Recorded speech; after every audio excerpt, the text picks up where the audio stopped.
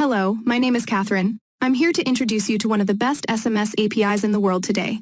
The cost per SMS is just $0.02. Kindly check with the SMS.to API to know the cost in your country. You can also reply to this video in the comments to inquire about anything. In this video, I will guide you through the integration process using PHP curl. If you are using a different programming language, kindly refer to the official API documentation by clicking the link in the description below. Creating an account with SMS.to is completely free. You will get several free test SMS credits if you use my referral link below to create an account. You will receive about 20 free test SMS credits or thereabouts if you use my referral link. Oh, and for full disclosure, I will earn a very tiny commission from the referral link below. This helps support my work, such as the SMS class I've provided on GitHub that simplifies integration. It makes integration a 2-minute task. If you have any questions, I'll happily answer them. I've been working with the SMS.to API for the last 2 years or so. I can confidently say that their pricing is friendly. They can even help you scale your plan for bulk SMS to be cost-efficient. If you have any questions, I'll happily answer them. I've been working with the SMS.to API for the last 2 years or so.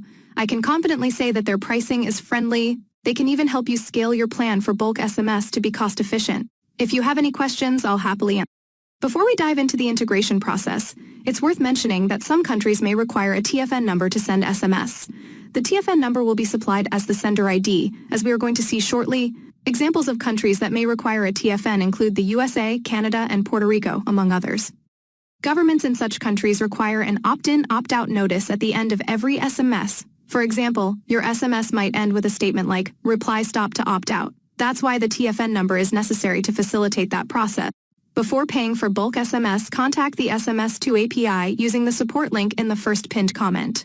Ask if your country requires a TFN number or proof of opt-in, opt-out so they can guide you. The process takes less than a day, and then you'll be all set. If your country doesn't require a TFN document, you'll be allowed to send SMS with any sender ID. For example, you can send an SMS with your name or company name as the sender ID. But if your country requires a TFN number, SMS.to will issue one to you. That's the one you'll use as the sender ID. This way, when a user replies with no to opt out, as required by some governments, they will be properly opted out. It's worth mentioning that the TFN number is only required if your SMS recipients are in countries like the USA, Canada, Puerto Rico, and several others. To get the TFN document or to find out if you need one based on your recipient's countries, contact SMS.to API. They will provide a form requiring just a few details. Once filled out, you'll be ready to send SMS to your intended recipient. SMS pricing. In my experience, SMS pricing is relatively low. Although costs vary slightly by country, all my clients in Canada and the USA are charged only 2 cents per SMS. That's quite affordable. For example, one of my clients spends only $25 over 4 months and has daily customers. If your SMS needs are higher, you can contact SMS.to, and they'll create a cost-effective plan for you. Now, let's look at my SMS.to account.